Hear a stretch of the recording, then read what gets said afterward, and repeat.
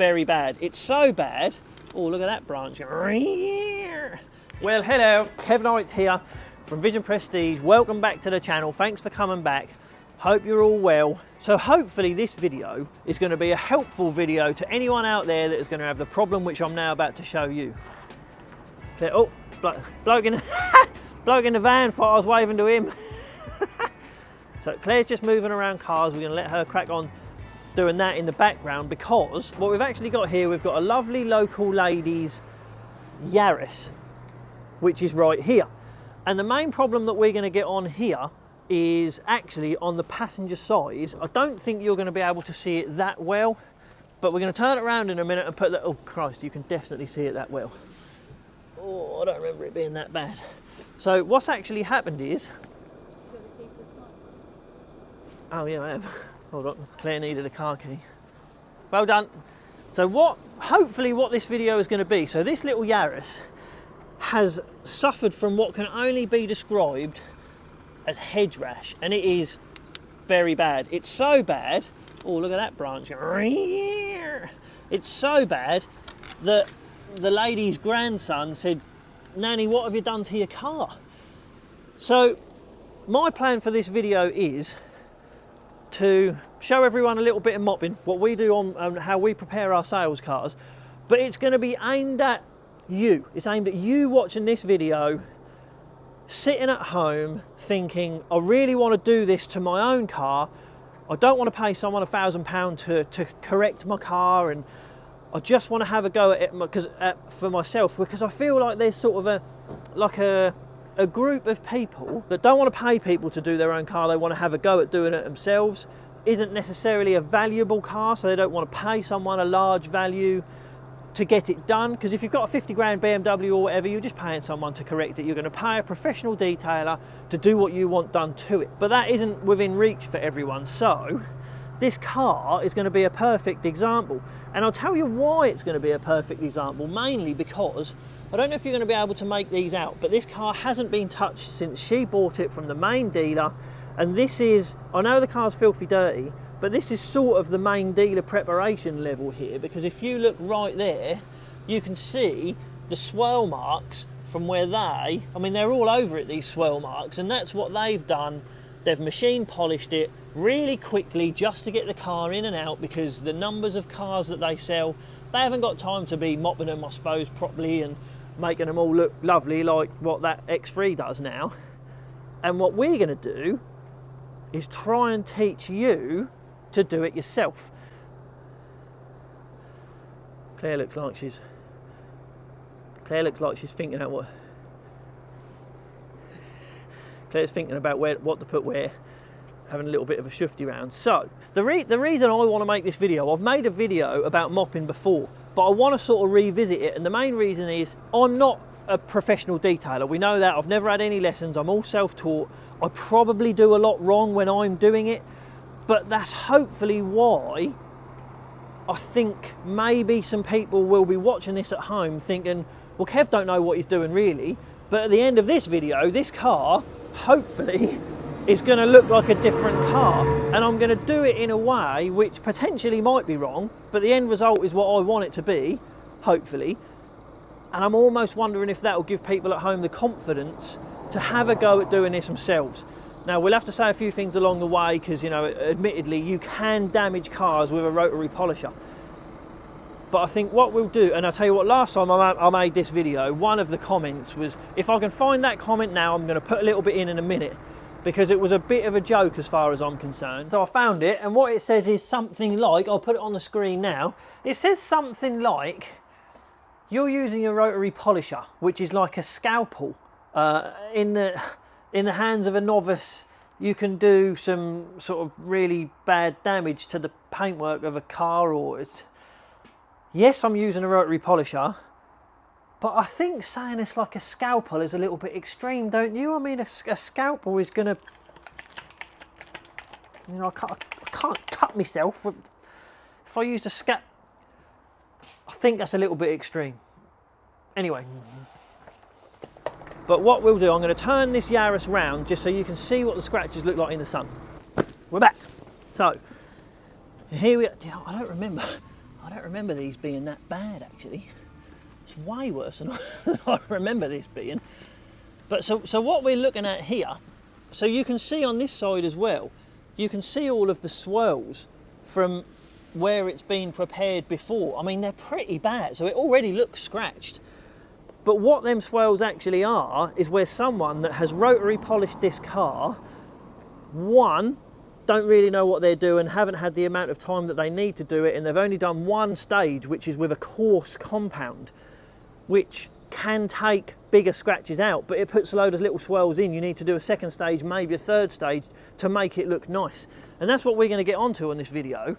But, and I appreciate there's loads of videos of detailers on YouTube, and they all know what they're doing better than what I do. I know that, but I just feel like when professionals do it, people at home sort of sit there and go, well, that's because you know what you're doing, I can't do that, so I'm just not going to bother.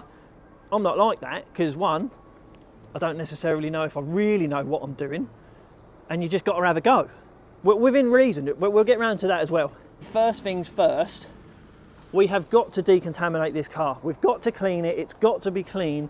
There's got to be nothing on the paintwork before you start mopping a car, because you'll just end up scratching it worse.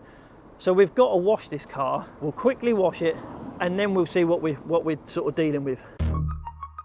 So I had to just put it in the workshop, this car. As you can see, it was sunny and the paintwork was hot, and it's really hard to get a car clean when the paintwork is that hot. I'm not going to go over exactly why I do this. I'm just literally decontaminating the paintwork, cleaning the wheels, because if you're going to have a clean looking car, you've got to have clean wheels, just to end up making the car and the paintwork free of any contamination, so I can start mopping it really. That's all I was doing. A little bit of a snow foam, only did a single snow foam, quick sponge off, quick rinse off, and then a quick dry. That's all I did.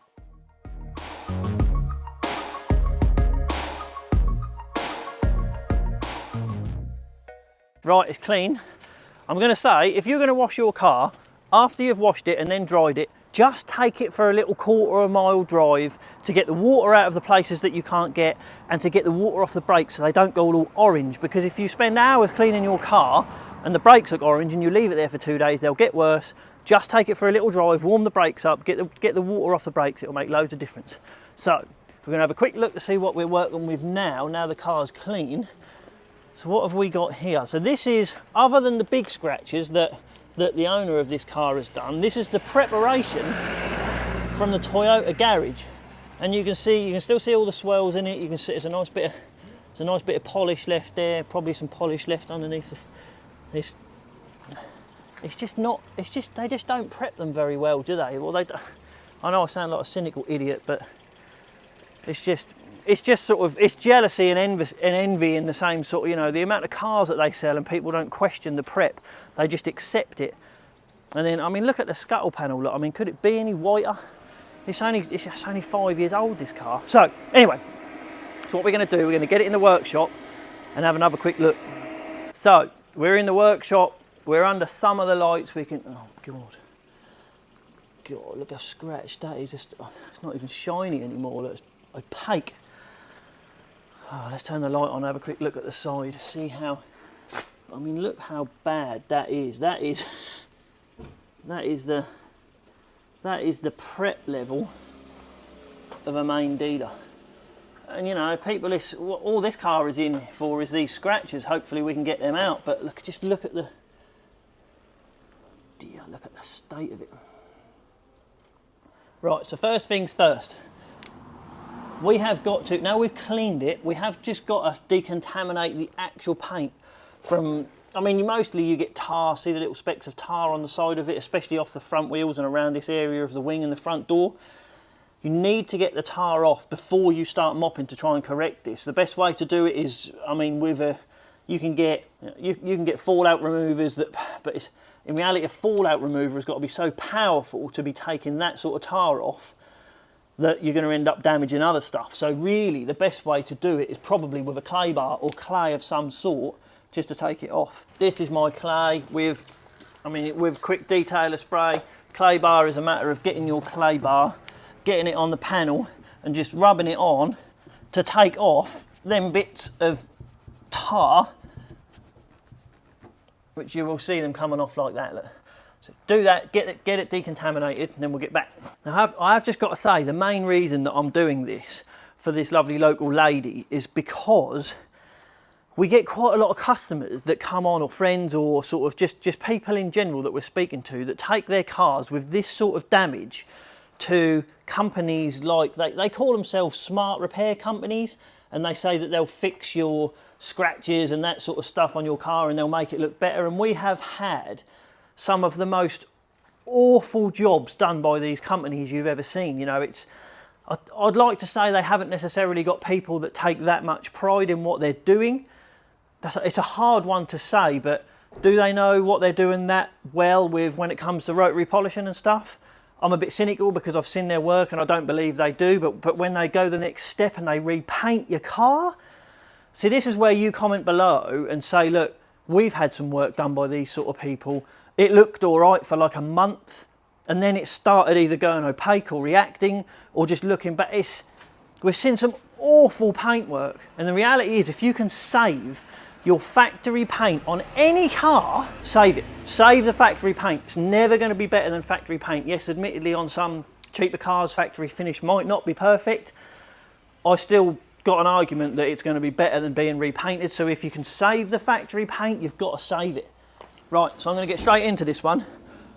I personally use a 3M rotary mop, I use 3M compounds, I use 3M finishing. I like 3M stuff. It doesn't mean that 3M stuff has got to be used or that it's the best. I'm sort of body shop based. We used a lot of 3M stuff. I like the way it breaks down. I like 3M stuff. There is so many different things. You can read reviews, you can ask other people, you can see what you would like to use. But I use 3M stuff. When it comes to polishing, there's different compounds and there's different mop heads. They are different densities. There's softer ones, harder ones, really firm ones, and that is what you use for the different stages of polishing. I'm trying to rush this because I want to make it as easy as quick as possible, and I'm on a time limit for this car because she needs her car back. But there are two different sort of mops. You can get rotary ones which just spin, and you can get dual action ones which spin and go up and down. The dual action ones are a lot safer. You will not burn through with one of them because it keeps the head cool because it moves around. The problem that I find with them, they don't get hot enough to take the scratches out, and you need the heat to take the scratches out. So I now don't ever use a dual action one unless I'm wet flatting. We're not getting into that now. I always use my rotary. Now, you've got to think, if you're learning rotary, the reality is if you keep something on a car for too long, it gets hot, it will burn through. If you don't move it around, it gets hot, it will burn through. Different cars have got different paint depth. Japanese cars and the like are horrific. The paint is really thin. It's even thinner on edges. German cars are way nicer, way thicker paint, easier to work with. But it's a hard one to try and not make this video too long and sort of try to teach you at the same time the way that I've taught myself. So we're just going to get straight onto this one and see how we get on. Right, so to start off with, as you can see on that mop head, I'll just put 3 little pea-sized blotches of my compound on there. I'll smooth them a little bit over with my finger, and then I'll start putting them on the panel with the rotary mop going around slowly, just to spread the compound a little bit on the exact section I'm going to do. I've left the volume on a little bit so you can hear how fast that mop is actually going round. I usually have the mop at around about a medium speed, so flat out it is only going to go medium speed of what that mop has the ability to do. I very, very, very rarely have it go as fast as it possibly can to try and not generate too much heat. As you can see, I'm moving that mop around all the time. It never stays still, so it doesn't generate too much heat and melt through that paint.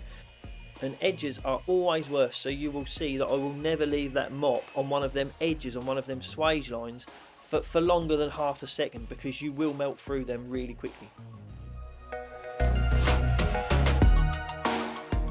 Right, so the first swipe has taken all of the scratches out. I don't know if you can see, it's right on the reflection, there's a line there of where someone's actually flattered this before, someone's been here before, because it's slightly more opaque than the rest of the car. There's just a sort of a white line there.